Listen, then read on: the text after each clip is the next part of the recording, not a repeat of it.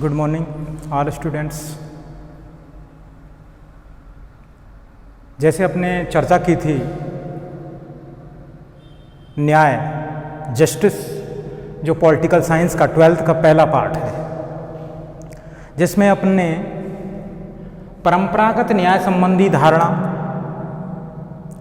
इनके बारे में पढ़ लिया था। वहीं मध्यकालीन न्याय संबंधी अवधारणाओं के बारे में पढ़ लिया था। इसमें महत्वपूर्ण जो व्यक्ति थे उनका नाम था प्लेटो, अरस्तु। वहीं इसके बात करें मध्यकालीन न्याय संबंधी अवधारणा की अगर बात करें, एक्विनास ऑगस्टाइन,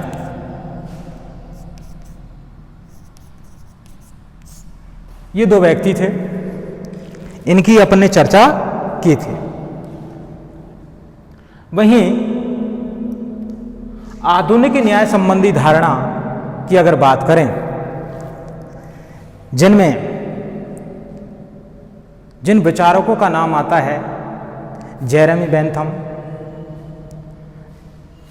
और एक महत्वपूर्ण जो विचारक है जॉन रॉल्स, इन व्यक्तियों का नाम आता है।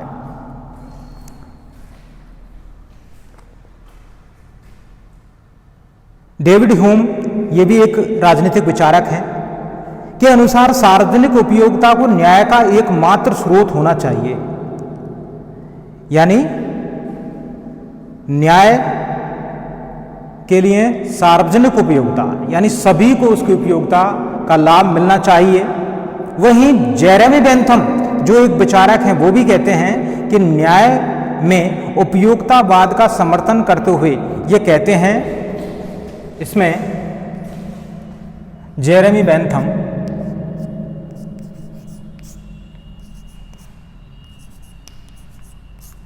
ये कहते हैं कि भाई न्याय किस हिसाब से मिलना चाहिए। न्याय के मिलने के लिए अधिकतम लोगों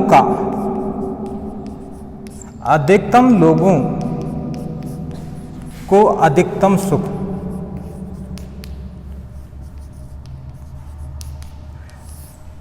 जैसे किसी देश की संख्या है उसमें ज्यादा से ज्यादा लोगों को न्याय की बात करते हैं, न्याय मिलने की बात करते हैं। कौन? Jeremy Bentham. लेकिन वहीं जो महत्वपूर्ण विचारक हैं आधुनिक न्याय की अवधारणा को विस्तार से बताने वाले जॉन रॉल्स, वो इनकी आलोचना करते हैं। वो कहते हैं एक तरह से बहुसंख्यक लोगों का अल्पसंख्यक लोगों पर क्या है, एक तरह से अत्याचार है। ऐसा नहीं होना चाहिए। वो कहते हैं कि भाई समान रूप से सभी को न्याय मिलना चाहिए, उसमें किसी प्रकार का कोई भेदभाव नहीं होना चाहिए। वो इस चीज का समर्थन करते हैं।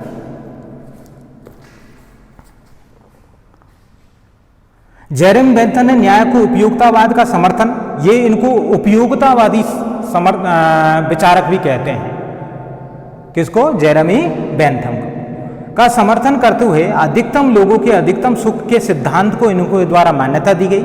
यानी इनने इस सिद्धांत की मान्यता दी, अधिकतम लोगों के अधिकतम सुख के सिद्धांत की। वहीं जॉन स्टुअर्ट मिल, ये भी एक विचारक हैं, इन्होंने कहा है कि न्याय को सामाजिक उपयोगिता का सबसे महत्वपूर्ण तत्व माना गया है। यानी समाज का महत्वपूर्ण तत्व माना है न्याय को। अगर न्याय नहीं है, न तो समाज की व्यवस्था हो सकती है, समाज एक सटीक रूप से अपनी दिनचर्या में चल पाता है, नहीं राष्ट्र। समाज को चलाना भी मुश्किल है और नहीं राष्ट्र को। वहीं जॉन स्टुअर्ट मिल ने न्याय को सामाजिक उपयोगिता का सबसे महत्वपूर्ण तत्व माना है। वहीं जॉन रॉल्स ने न्याय संबंधी विचार अपनी पुस्तक, इनकी एक महत्वपूर्ण पुस्तक है जॉन रॉल्स की, जॉन रॉल्स, इनकी पुस्तक का नाम है ए theory of justice, A theory of A justice, जिसमें इन्होंने विस्तार से न्याय की यानी परिभाषा दी है और उसके बारे में विस्तार से बताया है न्याय के बारे में। जब आगामी आप में कॉलेज, महाविद्यालय, विश्वविद्यालय में एमए में इनका अध्ययन करोगे विस्तार से, तो इसके बारे में आपको जानकारी विस्तार से मिलेगी आगामी क्लासों में।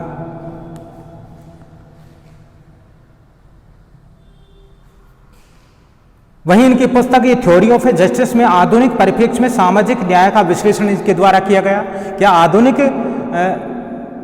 रूप में, आधुनिक समय में किस रूप में यानी एक तरह से न्याय की परिकल्पना इन्होंने की है, जैसे मैंने आपको बताया, यानी एक सभी के लिए न्याय की मांग करते हैं। ये क्या ऐसा नहीं कि किसी के साथ में भी किसी प्रकार का भेदभाव हो, जैसे कहते हैं जेरेमी बेंथम, अधिकतम लोगों का अधिकतम सुख, इसका इन्होंने विरोध किया। क्यों? क्योंकि ये कहते हैं कि भाई जो बहुसंख्यक लोग हैं, ज्यादातर जो लोग हैं, ज्यादा संख्या, वो अल्पसंख्यक लोगों पे एक तरह से क्या करेंगे, अत्याचार करेंगे। वहीं जॉन रॉल्स संवैधानिक लोकतंत्र में न्याय के दो मौलिक नैतिक सिद्धांतों की प्रतिस्थापना करते हैं। संवैधानिक लोकतंत्र कैसा? संविधान के अनुसार चलने वाला लोकतंत्र, उन सिद्धांतों की कल्पना करते हैं। ये कहते हैं अधिकतम स्वतंत्रता स्वयं स्वतंत्रता की सुरक्षा के लिए आवश्यक है। किसी व्यक्ति को जैसे पूर्ण स्वतंत्रता दे दी जाए तो वो कुछ भी कर सकता है, किसी व्यक्ति को मार सकता है, तो दूसरे को तो हानि हुई नहीं, उसकी स्वतंत्रता का तो हनन है। तो ऐसे यानी एक तरह से अधिकतम स्वतंत्रता के लिए यानी जरूरी है। उसकी सुरक्षा के लिए जरूरी है। व्यक्ति के राज्य द्वारा ऐसी सामाजिक व आर्थिक स्थितियां स्थापित की जाती हैं, यानी व्यक्ति को राज्य के द्वारा सामाजिक आर्थिक ऐसी स्थितियां प्राप्त की जाती हैं जिससे वो उनका लाभ उठा सके, कोई भी व्यक्ति इस चीज से वंचित नहीं रहे, समाज में उसको मान सम्मान मिले, वहीं रोजगार के अवसर उपलब्ध हों, अपनी जरूरतों, भौतिक संसाधनों को वो पूरा कर सके। इसे कहते हैं आर्थिक जरूरत, जो सबके लिए कल्याणकारी हो। ऐसी बात रखते हैं कौन? John Rawls. अब बात करते हैं भारतीय राजनीतिक चिंतन में न्याय की क्या भूमिका है। जैसे मैंने पिछले वीडियो में भी आपको बताया, क्योंकि भारत में न्याय की परिकल्पना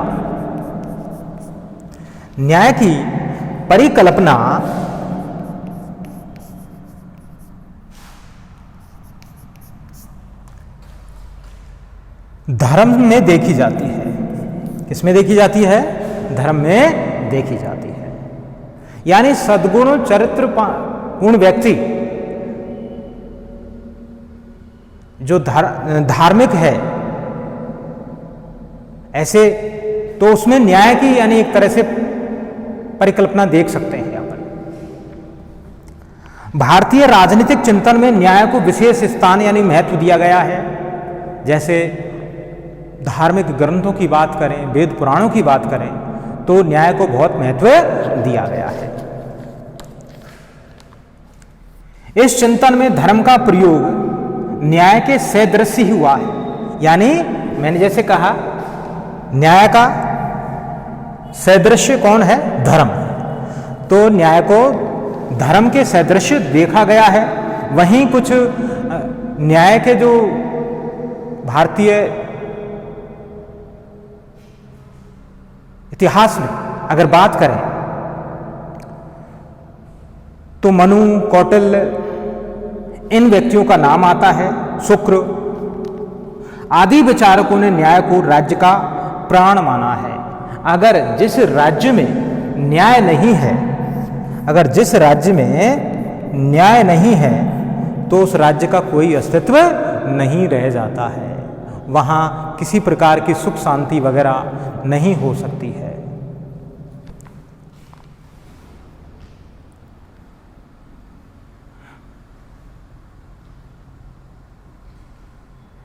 भारतीय राज व्यवस्था में न्याय के विविध रूप देखने को मिलते हैं, जैसे नैतिक न्याय,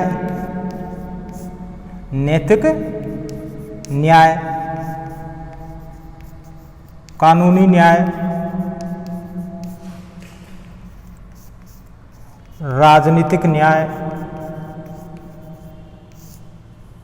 वहीं आर्थिक न्याय,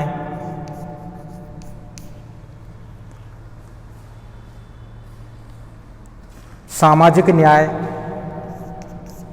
और सामाजिक न्याय। नैतिक न्याय यानी जो व्यक्ति उसमें सर्वगुण संपन्न है, दया है, करुणा है, प्रेम स्नेह है, वो किस में आते हैं? नैतिक न्याय में आते हैं। दूसरे के प्रति ऐसा भाव रखते हैं तो वो नैतिक न्याय में आता है। वहीं कानूनी न्याय, कानूनी न्याय कैसे? यानी सभी को समान, यानी कानून व्यवस्था, उनका नियमों का पालन करने का अधिकार है। ऐसा नहीं कि जो गरीब है, कमजोर है, निस्सहाय है, वो ही उस कानून का पालन करें। यानी सभी को कानून का पालन करने का अधिकार है। वहीं राजनीतिक न्याय, यानी राजनीति में सभी को पूर्ण रूप से न्याय मिले। कैसे? जैसे अपन भारत में अगर बात करें मतदान व्यवस्था की, 18 वर्ष होने पर अपन मतदान करने का अधिकार है, सत्ता में आने का अधिकार है, यानी चुनाव लड़ने का अधिकार है, सरकार के विरुद्ध यानी उनके लेखा जोखा का अधिकार है, उनके काम के बारे में जानकारी रखने का अधिकार है। तो ये किस में आता है? राजनीतिक न्याय में आता है। वहीं आर्थिक न्याय, ध्यान रहे, आर्थिक न्याय के लिए एक विचारक माने जाते हैं, आपके आएंगे आगे, जिसका नाम है कार्ल मार्क्स। क्या नाम है? Karl marks.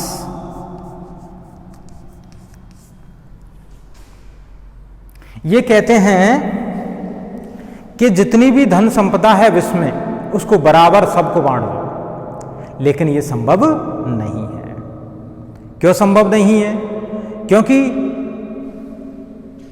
अरस्तु ने जैसे बताया था, अपने पढ़ा था न्याय में, वितरणात्मक न्याय, जिसमें ये कहते हैं कि योग प्रतिष्ठा इसके आधार पर ही न्याय का, यानी एक तरह से धन संपदा का वितरण होना चाहिए। ऐसा नहीं कि गधे घोड़े एक सार का हुए। तो ये चीज संभव नहीं है। आर्थिक न्याय यानी एक तरह से सबको समान धन संपदा का वितरण नहीं किया जा सकता है। इसके ये जरूर है, आर्थिक न्याय की अगर बात करें अपन, तो ये जरूर है, रोटी, कपड़ा, मकान, शिक्षा, चिकित्सा, ये जो चीजें हैं ये सभी को उपलब्ध होनी चाहिए। जिस भी देश का नागरिक है, जैसे भारत की बात करें, भारत का प्रत्येक जो नागरिक है वो इनका यानी एक तरह से अधिकारी है, उनको इस चीज़ को पाने का अधिकार है, शिक्षा पाने का अधिकार है, चिकित्सा, रोटी, कपड़ा, मकान, रोजगार, ये सब पाने का अधिकारी है। वही बात करते हैं सामाजिक न्याय। ये सामाजिक न्याय, इसमें क्या है कि समाज में किसी भी व्यक्ति के साथ में धर्म, वंश के आधार पर किसी प्रकार का यानी भेदभाव नहीं किया जाए, वो क्या कहलाता है? सामाजिक न्याय कहलाता है। तुम्हारा चैप्टर पूरा हो गया है। कल दूसरा चैप्टर शुरू करेंगे, शक्ति, सत्ता और वैधता। धन्यवाद।